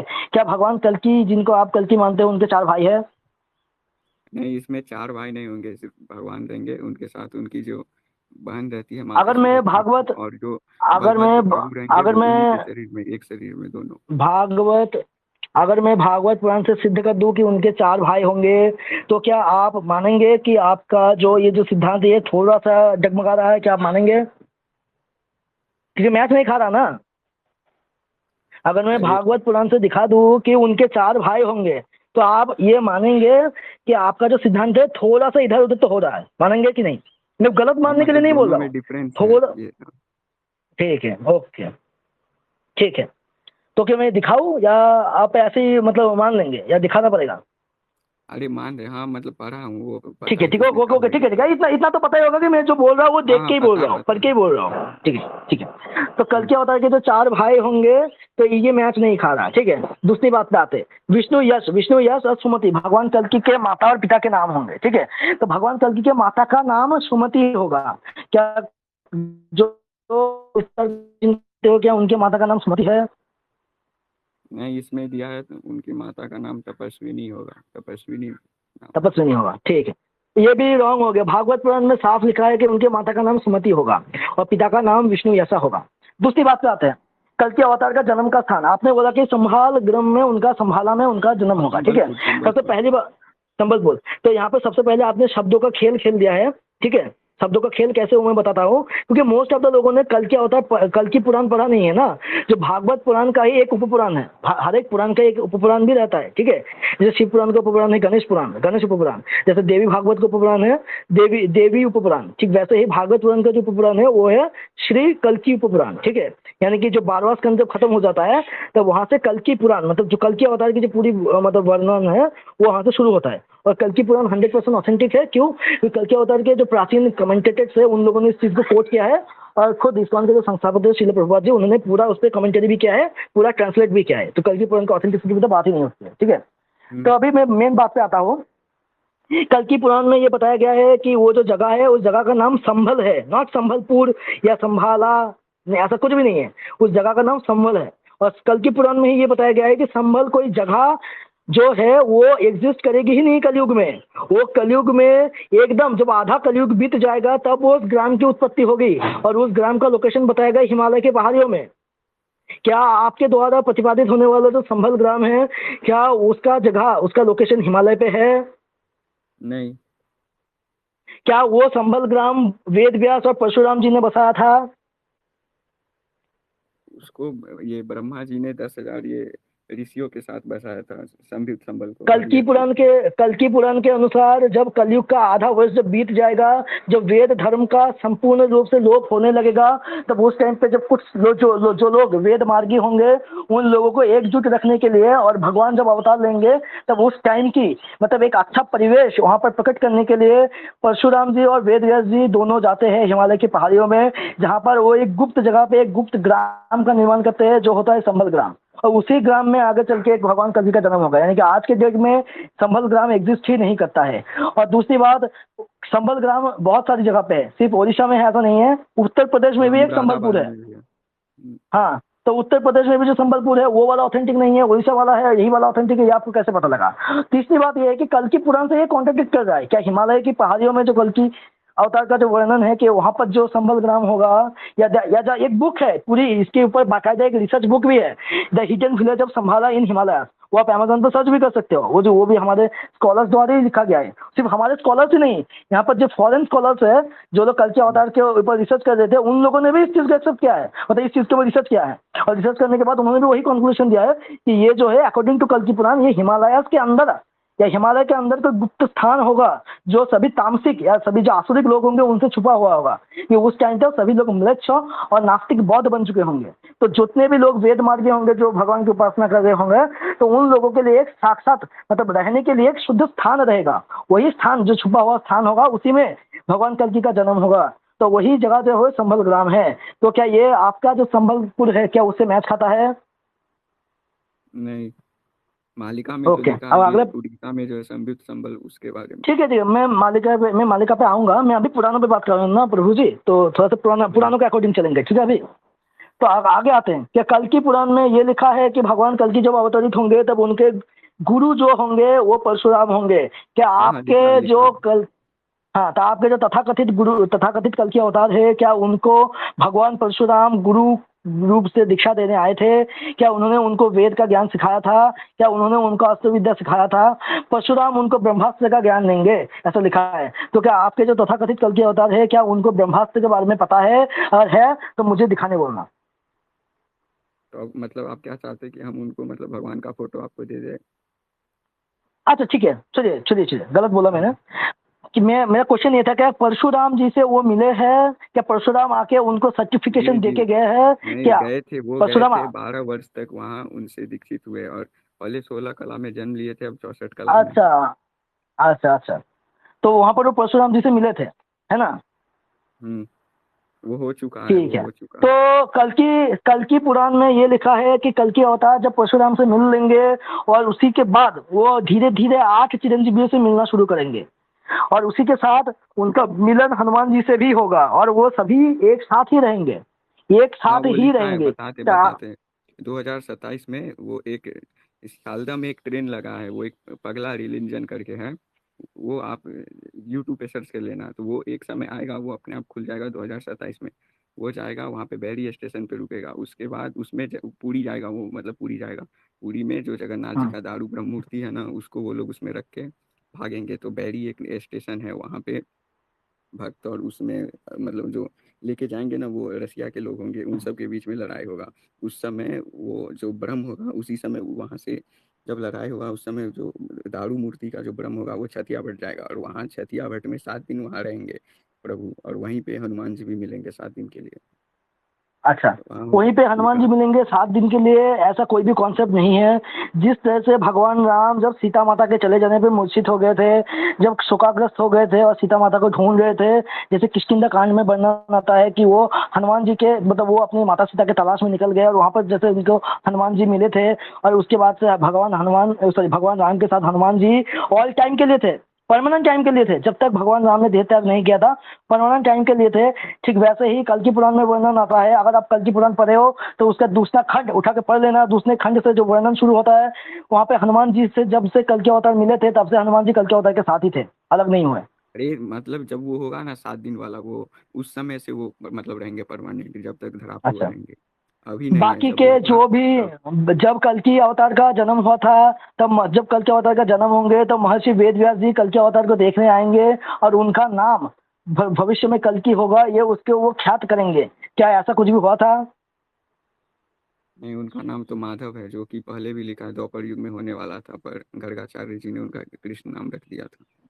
वो तो उनका नाम माधव नाम की माधव है मैं बात शुरू नहीं में। कर रहा हूँ, मैं बोल रहा हूँ कि कल्कि अवतार का जब जन्म होगा तब वेद व्यास जी उनके पास आएंगे, और वहाँ के जितने भी लोग होंगे सबको सुसंवाद दे देंगे कि ये जो है ये कल्कि है, उनका नाम कुछ भी होगा, ठीक है। कल्कि हम्म। उनका जो, एक क्योंकि एक सेकंड, कल्कि एक का सेकंड। मतलब। हाँ हाँ सतोशी, एक सेकंड, मैं कुछ थोड़ा सा पूछ लेता हूँ। शिवेश जी। भाई, हेलो, आवाज आ रही है मेरी? हेलो। हाँ हाँ। मैं ये बोल रहा हूँ कि क्या आपके भविष्य मालिका में वेद व्यास जी का नाम आता है और इन 7 चिरंजीवियों का नाम आता है? क्योंकि मुझे हाँ जहां आता तक है, पता है आता नहीं है। आता है। आता है, आता है, कहाँ आता आता है। है? कहाँ आता है? कहाँ पे?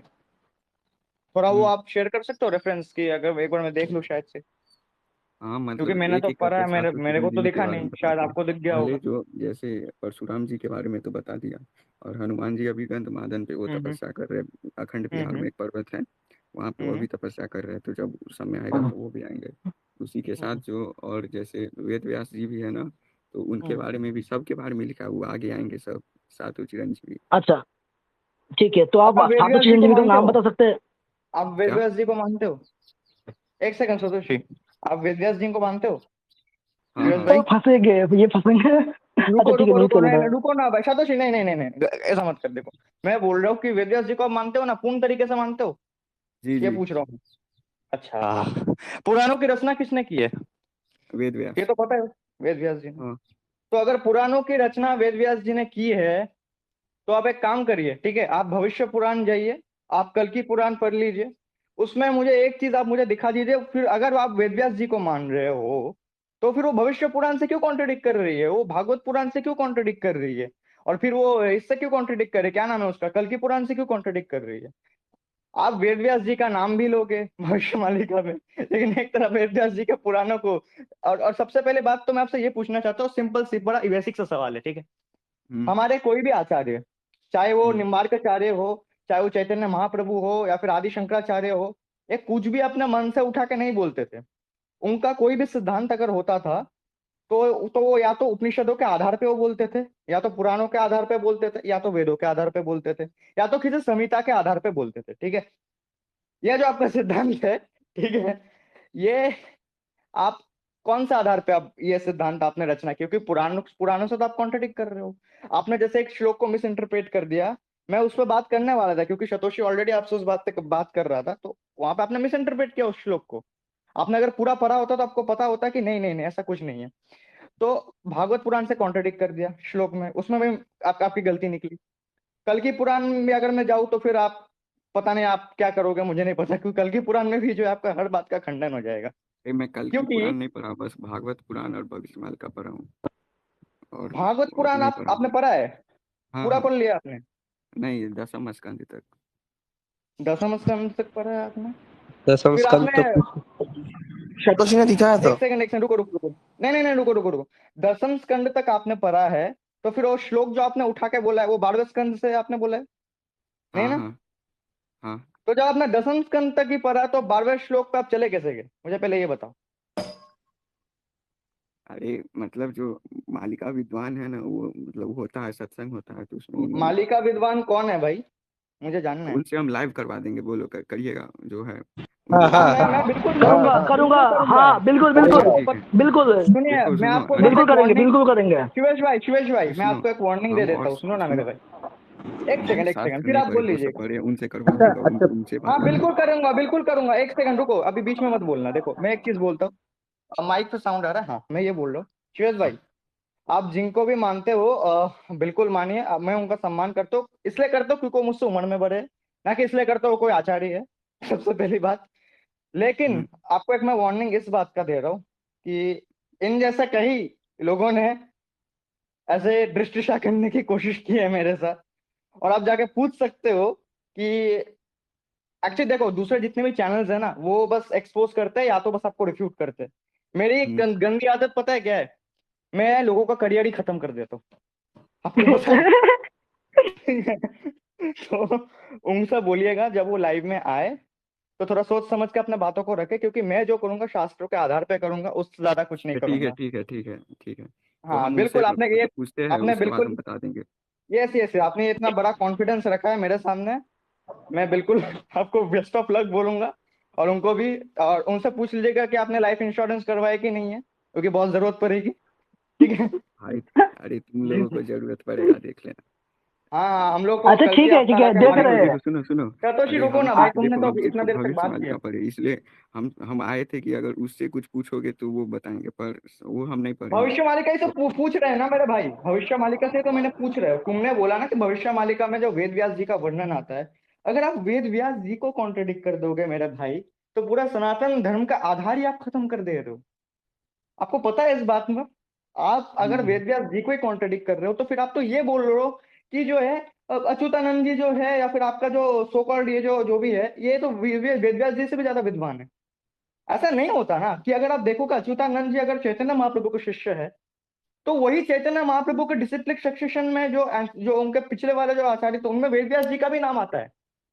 तो ऐसा कैसे हो हम्म। सकता है कि वेद व्यास जी से ही कॉन्ट्रडिक्ट कर रहे हैं उन्हीं के गुरु परंपरा में? ये देख ले शिवाय, मैं गलत बोल रहा हूँ क्या? वेद व्यास जी गुरु परंपरा में नहीं आते? नहीं सही बोल रहे हो सही। आते हैं हम, हाँ आते हैं। तो ऐसा कैसे हो सकता है कि अपने जो गॉड ब्रदर्स है, जो अपने जो गुरु गुरु भाई है, उनसे ही लोग मतलब कॉन्ट्रडिक्ट कर रहे हैं आपके अच्युतानंद जी? मैं उनका बहुत सम्मान करता हूँ क्योंकि वो एक संत है, महान संत है अच्युतानंद जी। लेकिन जो बुक उन्होंने लिखी है, मैं ये 100% गारंटी के साथ बोल सकता हूँ, वो किसी उपनिषद के आधार पे नहीं है, किसी पुराणों के आधार पे नहीं है, ठीक है। छोड़ो उपनिषद पे कहाँ जा रहे हो, पुराणों के आधार पे नहीं है तो उपनिषद कहाँ से आ गए बीच में, छोड़ो। तो मैं बोल रहा हूँ भाई वो सब पुराण के पढ़े जो आधार, है ना, वो भैया सब है ना, वो सब पढ़े, सभी शास्त्र वेद सभी पढ़े, तो उनसे करवाऊंगा ना, तो फिर उनसे बात करेंगे। देखिए पढ़े तो आर्य समाजी, आर्य हम्म। आर्य समाजियों ने भी सभी शास्त्र पढ़े हैं। वो लोग बोलते हैं मूर्ति पूजा मत करो, भगवान की पूजा पकड़ना पाखंड है, तो वो भी मान लो हम्म। फिर। नहीं नहीं। देखो आर्य समाज का भी जो सिद्धांत है वो भी थोड़ा बहुत वेदों अरे से उठा आर्य के वो समाज बोलते नहीं, हैं। मतलब बोल रहा हूँ वो सब पढ़े हैं सभी, तो वो सब अच्छे से बात कर हाँ पाएंगे, हम सिर्फ मालिका अच्छा पढ़े हैं। ये जो भविष्य मल्लिका उन्होंने ट्रांसलेट किया है हिंदी बंगाली इंग्लिश, वो किस आधार पर किया है, मतलब उसका मैन्युस्क्रिप्ट कहाँ है? नहीं आकाश गलत पूछ रहे हो, उससे पहले ये पूछो कि जो एक्चुअल भविष्य मालिका है, मैंने ऐसा सुना हम्म। जो एक्चुअल भविष्य मालिका है वो उड़िया भाषा में लिखी गई है। आप कहाँ से हो हाँ भैया? हाँ हाँ हाँ, हम आप कहाँ से हो शिवेश भाई, आप कहाँ से हो? हम बिहार से। आपने, आपको उड़िया आती है? उड़िया हाँ, थोड़ा मोड़ा आता है।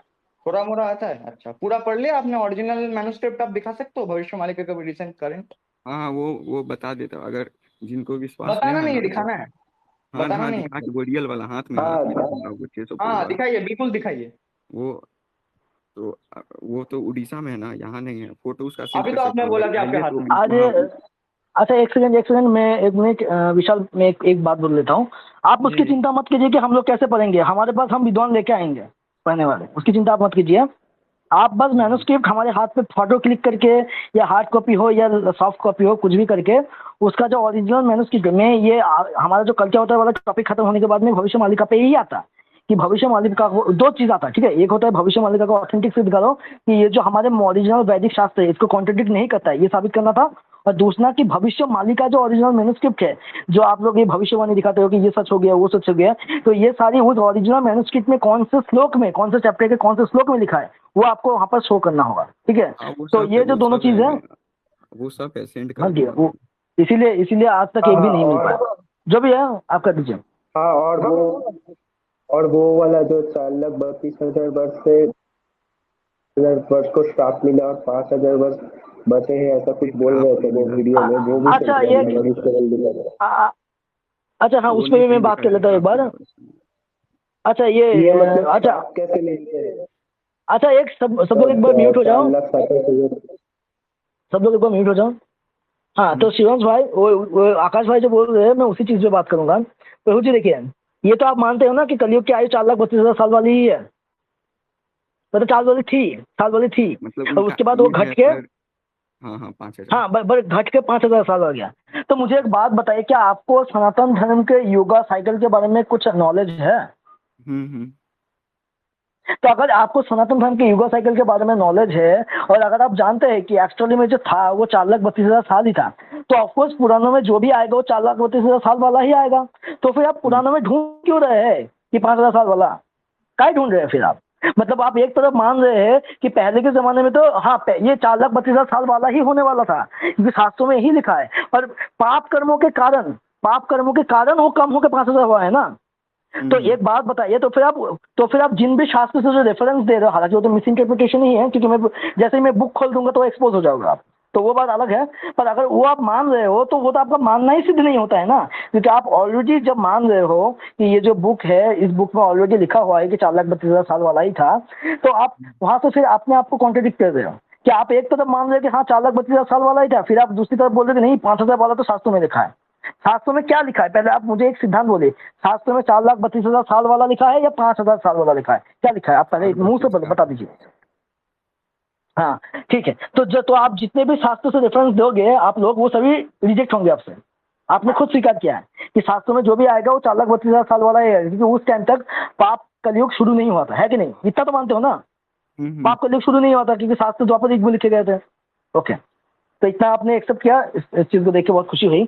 अब अगले टॉपिक क्या आते हैं कि भविष्य मालिका, जैसे कि आपने बोला है आपके पास मेरा रिसेंटली कुछ तो बोलना है, होगा मेरा नहीं। कुछ बोलना है। भाई सुनो, अरे वो हाँ हम हाँ बोलिए। करेंगे ना, दोबारा लाइव करेंगे उन सब के साथ, जो वो सब अच्छे से उनके साथ कर लीजिएगा। अभी हम थोड़ा जी नहीं, थोड़ा काम है, अभी हम त्रिकाल संध्या भी करना है, समय हो चुका है। हम बता देंगे, अच्छा देखिए, दोबारा जब करेंगे ना तो अरे बता देंगे, बात, 2 दिन के अंदर में कर देंगे हम अच्छा भैया के साथ। ठीक है, तो अच्छा आप थोड़ा वो युगा जाने से पहले साइकिल एक और थोड़ा बात, स्पेल ठीक कर है, दीजिए तो वो बंद कर। नहीं, इस हिसाब से हर कलयुग जो अच्छा है, हर कलयुग में ही पाप कर्म होता है, तो इस हिसाब से आपके हिसाब से हर कलयुग जब भी आएगा वो 5,000 साल ही होगा फिर। वही बोलने वाला था मैं। हर मनवंतर अच्छा में वो अलग आप होता उनके पता है। है लिए, क्या कर रहे हो शिवेश भाई सुनो ना। आप पता है क्या कर रहे हो? आप ना सिर्फ टाइम साइकिल का धजिया उड़ा रहे हो, ठीक है, आप कॉस्मोलॉजी का भी धजिया उड़ा रहे हो, अब हर चीज का धजिया ही उड़ा नहीं रहे नहीं, हो, ठीक है, बॉम्ब ब्लास्ट ब्रह्मा करके। वो के तुम ब्रह्म ठीक है, अरे सुनो भाई ब्रह्मा सुनो के आयु करते का हैं, भी रुको, धजिया अरे उड़ा है। हाँ वो शिवाज भाई, युगा नहीं करते शिवाज उसमें आ जाना, एक एक दोबारा करके करते बोलो, हैं। एक एक नहीं करके। हाँ दोबारा कर देंगे शिवाज भाई, हम दोबारा जरूर हाँ सुनो, नहीं हाँ, वो सब म्यूट हो जाओ, सब म्यूट हो हाँ जाओ, हाँ सब म्यूट हो जाओ। लास्ट में एक चीज बोल देता हूँ, उसके बाद शिवाज भाई आप चले जाना, ठीक है, लास्ट एक चीज बोल देता हूँ। शिवाज भाई देखो, नहीं उसके बाद एक और चीज आप आई बोलूंगा थिंक, मैं। हाँ हाँ आप बोल लीजिए जी। हाँ उसके बाद तुम बोल देना। शिवाज भाई मैं ये बोल रहा हूँ, आप 1 घंटे से आई थिंक यहाँ पे डिबेट कर, अभी तक ऐसा आपने कुछ भी प्रमाण नहीं रखा है कि हम मान ले कि भविष्यवाणी का ऐसा, आपने बस बातें इधर उधर घुमाई हैं। लेकिन फिर भी चलो हम मान लेते हैं कि चलो आप अगली बार जब आओगे कुछ और तगड़ा आप कुछ लेके आओ। लेकिन मैं अरे आपसे एक प्रमाण, रिक्वेस्ट ये कर, अरे प्रमाण तो है वो तो पर वो कौन सा मांग प्रमाण है? आपने मैं तो मांगा अभी, था, हाँ तो भेजो ना, हाँ निकाल के जो वो मांगा वहां था पर आपने। है भेजो, अभी तो आप बोल रहे थे कि वहां आपके पर पास है प्रमाण है, एक प्रमाण। सेकंड, अभी तो आप बोल रहे थे कि आपके पास प्रमाण है कि आपके हाथ में भविष्यवाणी का, आपके हाथ से गायब हो गया क्या? आपके पास जादुई शक्ति है? आप क्या इनविजिबल मैन हो? आपके पास क्या जादू शक्ति है क्या? ये अरे बताओ। मतलब जाओ गायब हो जाओ, गायब हो जाओ, चलो गायब होकर दिखाओ, चलो गायब होकर दिखाओ। अरे ठीक है, तो करते दोबारा करते, वहां पे तुम बोलना, हाँ तुम तो जो वही तो बोल रहा हूँ, दिखाते। दोबारा गायब होकर दिखाओ। अरे सुनो, श्रीपाद माधवाचार्य ने वेदांत सूत्र 1.1.3 में ये बोला है कि ऋग्वेद, यजुर्वेद, सामवेद, अथर्ववेद, महाभारत, पंचरात्र, ओरिजिनल रामायण, ये सभी शास्त्र हिसाब से माना जाएगा ऑथेंटिक। ठीक है, तो आपको अगर प्रूफ करना है तो आपको इन शास्त्रों से प्रूफ करना होगा। हाँ हाँ, वही से करेंगे। ठीक है, चलो ठीक है, अभी मैं एक्सप्लेन थोड़ा करो फ्री तो था तो मैं भी मतलब थोड़ा देखना करके आया हूँ। दोबारा करके कल वीडियो और को। जो होता है नहीं अच्छा नहीं ठीक पहले वो है, लास्ट explain बार करो। लास्ट बार अच्छा लास्ट बार मैं एक बोल देता हूँ, उसके बाद शिवांश भाई को जाना है, देख के पता लग रहा है। तो लास्ट में एक बार प्लीज सब लोग म्यूट कर लो, मैं एक चीज बोल दूंगा उनको, ठीक है? ठीक है, तो मैं बोलता हूँ। तो आवाज आ रही है ना मेरी शिवांश भाई? क्या? हाँ, आ रहा है, आ रहा मेरी है, आ रहा है। आवाज आ रही है? मैं बोल रहा हूँ कि तो जैसा कि आपने बोला कि आप प्रमाण लेके आएंगे, कि आपको क्या क्या लाना है, पहले आपको होम टेक्स्ट दे देता हूँ, ठीक है? पहली बात तो आपको शास्त्रों से प्रूफ करना होगा। शास्त्र मतलब वेद, उपनिषद, रामायण, महाभारत और ये जो 18 महापुराण है, ठीक है? तो इससे आपको आपकी जो भविष्यवाणी है उसको सिद्ध करना है। दूसरा होम टास्क ये है कि भविष्यवाणी की ऑथेंटिसिटी, जो मतलब जो ऑथेंटिसिटी नहीं, सही गलत बोला, भविष्यवाणी का जो मैन्युस्क्रिप्ट है, ठीक है, वो आपको प्रूफ करना है कि ये जो है ये देखो ये वाला मैन्युस्क्रिप्ट है, ठीक है? तीसरी होम टास्क ये है कि आप हो सके तो जो अमेज़न पे जो आपकी जो भविष्यवाणी वाली पुस्तक मिलती है ना, जो आपके जो गुरुजी जो बेचते हैं, तो वो वाला भविष्यवाणी अरे का वो आप नहीं, थोड़ा सा पढ़ लेना, ठीक है? क्योंकि वो ओरिजिनल। हमने पढ़ के रखा है ना, ओरिजिनल वाला भी है, तो आपके गुरुजी ने एक बार छाप के रखा है ना, तो वो वाला भी थोड़ा सा पढ़ लेना, क्योंकि उसको भी हम वो करेंगे, उसको भी हम डिबंक करेंगे नेक्स्ट टाइम, ठीक है? इस बार हमने नहीं किया क्योंकि आप बेसिक लेवल के थे। और चौथी बात और आखिरी बात, ठीक है, कल की पुराण में साफ साफ मेंशन आता है कि जब कलयुग जब अपनी चरम सीमा पे होगा, तब धरती जो है 3-3 हाथ तक जहरीली हो चुकी होगी। यानी कल की पुराण का अगर आप कलयुग का डिस्क्रिप्शन पढ़ेंगे, भागवत में तो फिर भी मैंने जो दिखाया है वो तो उतना ज्यादा डिटेल्स में नहीं है, पर कल की पुराण में जो कलयुग का डिस्क्रिप्शन है ना, वो अगर पढ़ेंगे तो आपके पैरों तले जमीन क्या, आप खुद भी फिसल जाओगे, पूरी पृथ्वी फिसल जाएगी अगर आप पढ़ लोगे तो। वो इतना ज्यादा खतरनाक डिस्क्रिप्शन है कलयुग का, देख के लगेगा कि बहुत बड़ी न्यूक्लियर वॉर हुई है कोई। इतना बड़ा न्यूक्लियर वॉर हुआ है कि जमीन 3-3 हाथ तक जहरीली हो चुकी है। अगर जापान की हिरोशिमा नागासाकी में जैसे हुआ था ना कि न्यूक्लियर परमाणु वॉर से एक चीज बम याद आ गिरने की गया, वजह से। न्यूक्लियर वॉर से एक चीज याद आ गया। इन्हीं के भविष्यवाणी का ऐसे लोग प्रचार करते हैं, तृतीय विश्व युद्ध होने वाला है, सब कुछ खत्म हो जाएगा। मैं एक बात बोलूं, अच्छा वो सुनो हाँ मेरी बात सुनो। ठीक है ठीक है। 2020 से मैं ये सुनते आ रहा हूँ, तृतीय विश्व युद्ध। अभी लगता है बहुत वर्ष हो गए, तो अब तक तो वर्ल्ड वॉर 3 तो क्या वर्ल्ड वॉर 5 होना चाहिए था, लेकिन वो तीनों में से कुछ भी नहीं हुआ। ठीक है, वो और अगले एपिसोड में इस पे भी बात करेंगे। मैं पूरी क्लिप्स कट करके रखूंगा और आपके आचार्य 2019 से क्या क्या बोलते आ रहे हैं वो मैं आपको दिखाऊंगा, ठीक है? 2019 में बोलते थे कि 2021 में सतयुग शुरू होगा, 2021 में बोलते थे 23 में शुरू होगा, हो ही नहीं 23 में सकता, बोलते ऐसा थे कहीं 25 भी में। हो ही नहीं सकता। अच्छा हो ही शिवेश नहीं जी, सकता। ठीक है ठीक है, ओके दिखा देंगे दिखा देंगे दिखा देंगे सतोशी भाई, दिखा देंगे। सतोशी भाई, हाँ हाँ बोलिए। ये शिवेश जी है, ये किसी वेदांत आचार्य को प्रमाण मानते हैं? प्रमाण मानते पर इनको पता ही नहीं है कि कौन से वेदांत आचार्य कौन से क्या आचार्य है। अरे भाई, अच्छा, करते तो दोबारा लाइव मतलब करते ऐसा हैं नहीं है अभी कि तो। आचार्य को नहीं मानते हैं। करते हाँ दोबारा मानते हैं। करते हैं उसमें। ठीक है और आखिरी ठीक बात, है ठीक है ठीक है, अभी अभी जी जी जी ठीक है, और आखिरी बात, एंड करते हैं। आप जाइए, आप गायब हो जाइए, ठीक है? अच्छा संध्या अच्छा कल कल करिए। की अच्छा कल की अच्छा कल की वाली चीज बोल देता हूँ। तो कल की पुराण में जो डिस्क्रिप्शन मिलता है बहुत ज्यादा खतरनाक मिलता है, ठीक है? तो मैं आपको बोल रहा जी, तो वो अगर आप पढ़ेंगे ना तो आपको लगेगा, आपको मतलब पूरा पता चल जाएगा कि किसी बहुत बड़े महायुद्ध होने के बाद के युद्ध की बात चल रही हो, ठीक है? ऐसा नहीं है कि नॉर्मल किसी युद्ध की बात चल रही हो, उससे पहले भी बहुत बड़े महायुद्ध हुए हैं, न्यूक्लियर वॉर हुआ है जिसकी वजह से जमीन 3-3 हाथ तक जहरीली हो चुकी है, ठीक है? तो उसके बाद वाला जो युद्ध होगा, अंतिम वाला जो युद्ध होगा, वो कल के अवतार का युद्ध होगा।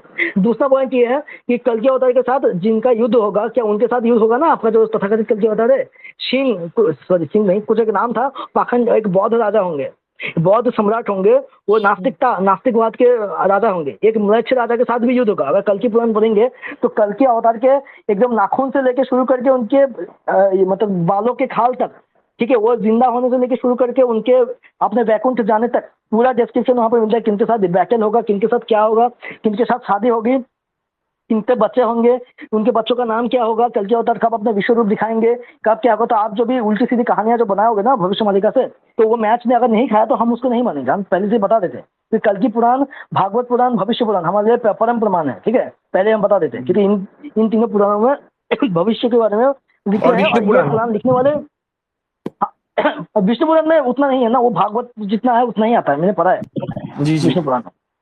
ठीक है शिवेश हाँ, भाई, आप तो अभी ये अभी आप जा सकते हो, इनको जाने दीजिए, इनको बहुत जी टाइम जी हो गया, आप जा अच्छा सकते ठीक है ठीक है, हाँ हाँ जी आप जा सकते हो। और इंस्टा आपको जो चलाते हो, होम इंस्टा पे करेंगे लाइव, वो जो मालिका विद्वान रहेंगे ना हो। हाँ वो वही, अरे उन्हीं ठीक को है लेके ठीक है, आना, वो उसी पे हम आ करेंगे। जाएंगे, हम आ अच्छा जाएंगे। अच्छा अच्छा वो अच्छा अच्छा वहीं पे देख लेंगे, वहीं पे देख लेंगे, कोई बात नहीं, आप जाइए, हरे कृष्णा जी। अब मैं यहाँ पे एक बात बोलता हूँ, अब म्यूट हो जाओ, ठीक है।